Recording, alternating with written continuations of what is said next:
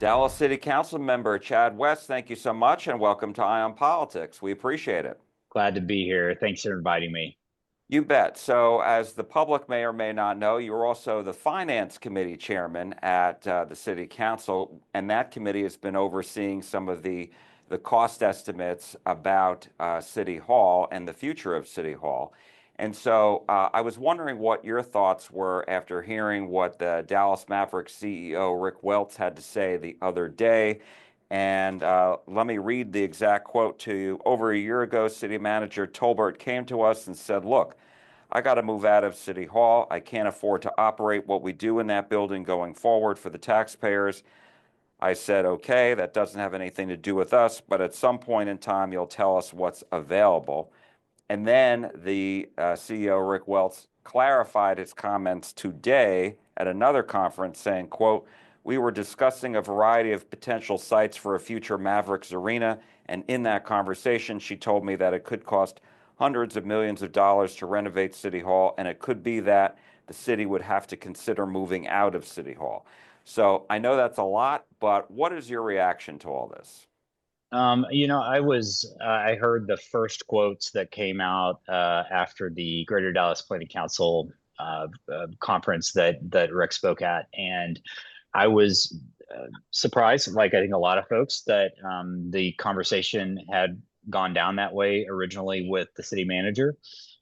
We have heard all along that there were issues with deferred maintenance in City Hall and being able to pay for the building. But I wasn't aware that the city manager was actually out talking to other folks outside the city as recently as a year ago. It shouldn't come to surprise of anyone that we have recognized that there's a major deferred maintenance issue at the city of Dallas.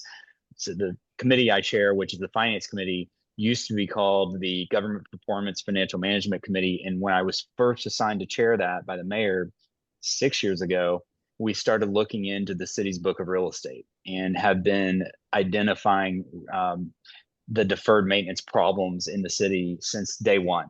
So it's been years that we actually have been talking about the real estate issues in the city and the fact that there's been decades of neglect on a lot of our properties. City Hall itself was actually discussed, I believe, is in 2023. I've seen some articles recirculating of that posted about it, and even back then we were talking about, can we afford to stay in this building? So I commend Kim Tolbert for bringing this issue up and taking on this hard challenge.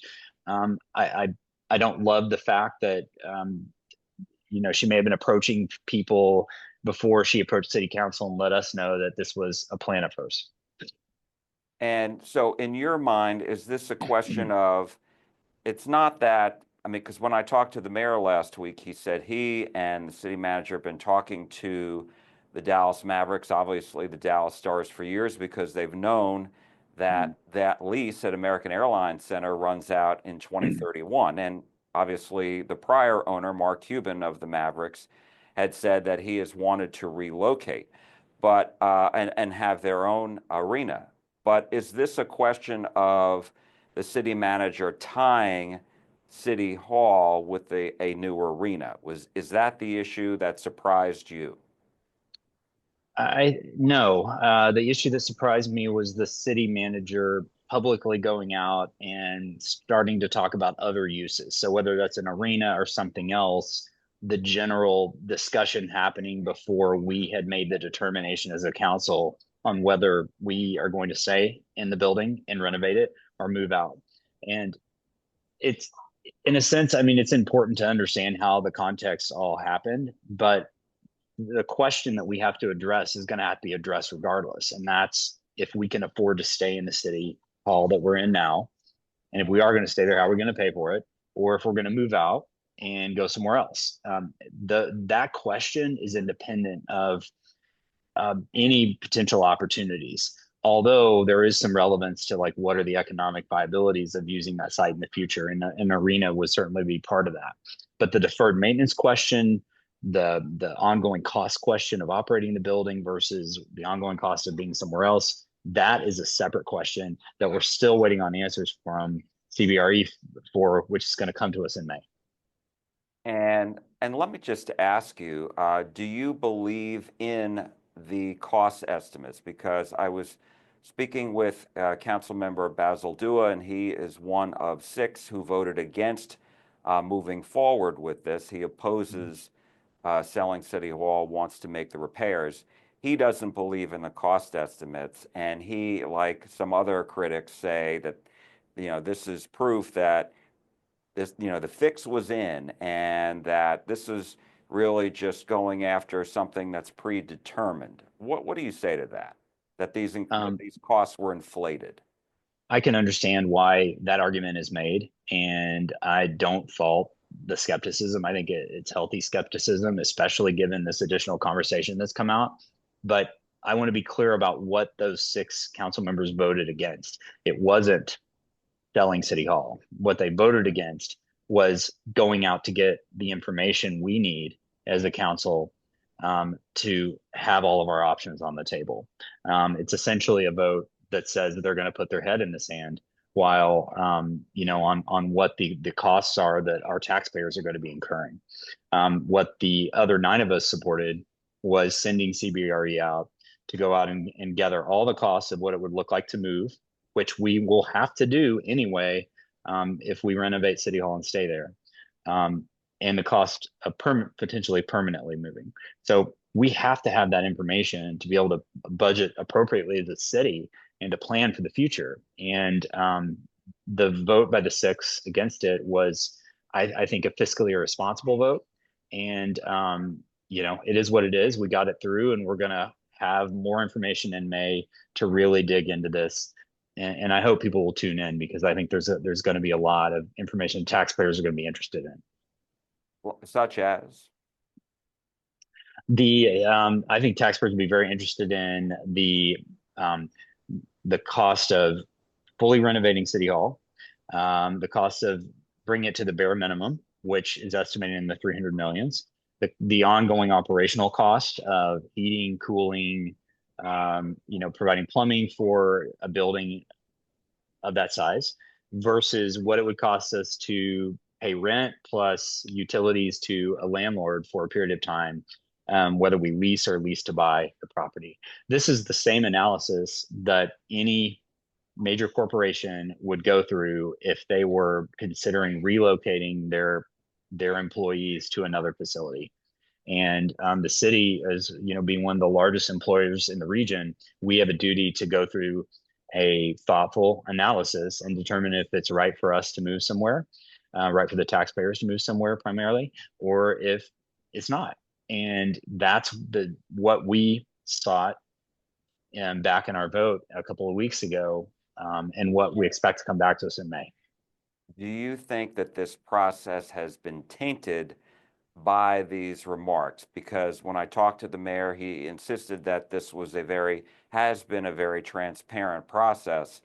And then, a day later, the CEO makes these remarks and surprise people.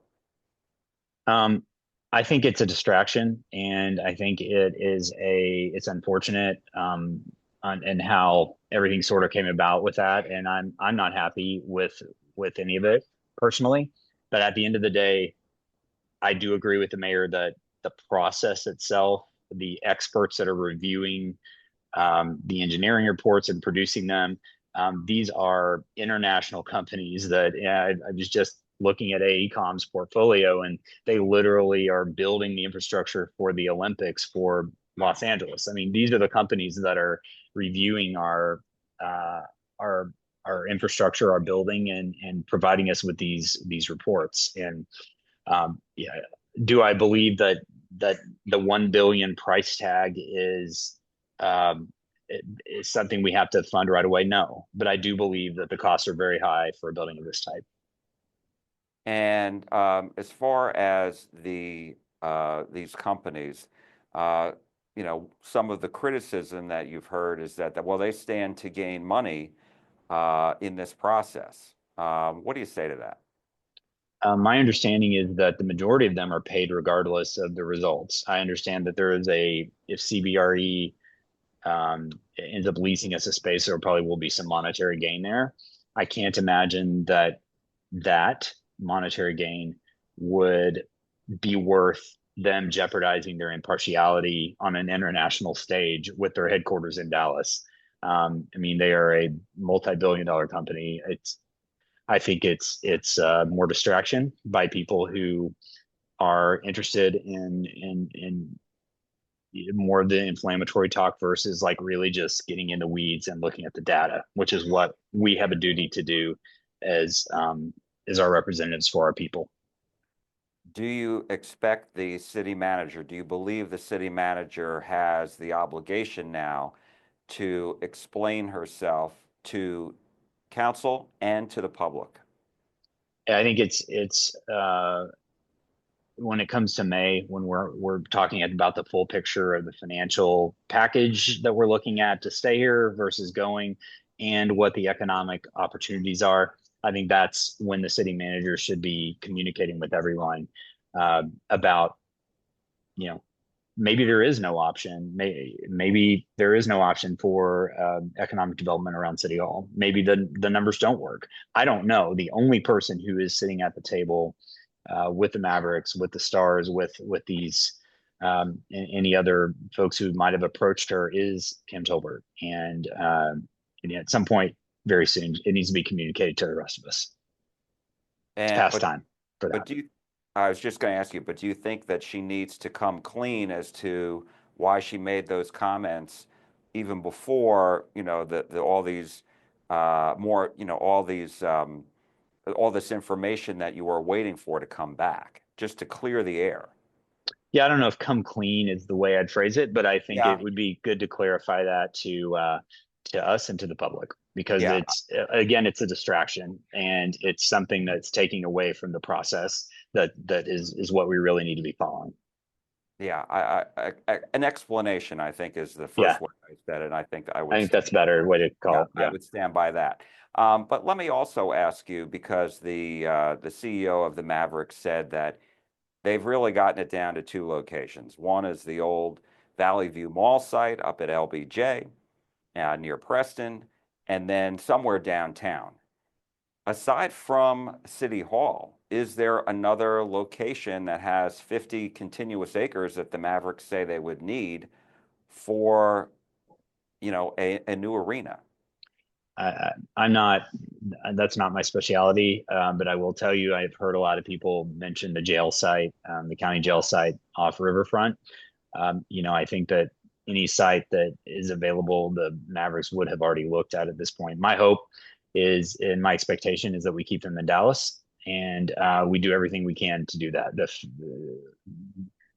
And may, vast majority of Mavericks fans are not the ones coming to City Hall to protest and to let us know their opinion. But I think if we lost the Mavericks, we'd certainly hear about it very quickly and very loudly. and as far as you don't see this as an either or proposition, do you? As far No, as okay, so you're not open at to all. the fact that if the numbers come back and it's best to keep City Hall, you're good with that. I am. I am. I've tried to be very clear about that from the beginning when I initiated this conversation at the request of the mayor and the finance committee, and I stand by that. And one last question, as Mhm. far as the Dallas Stars, um, do you think that's a lost cause, or do you think that the Stars are still interested in staying in Dallas? I'm not giving up on the Stars, and the city shouldn't either. There's a reason why they have Dallas in front of their name. And do you think that's a strong enough pull to keep them here? No, we've got to be at the table working with them as well. And I know that the city manager is doing that literally on a daily and weekly basis. All right. Anything else you'd like to say, No, Councilmember? Jack. Thank you for your time. I appreciate you having me on the show. You bet. Thank you All so right. much. We appreciate it.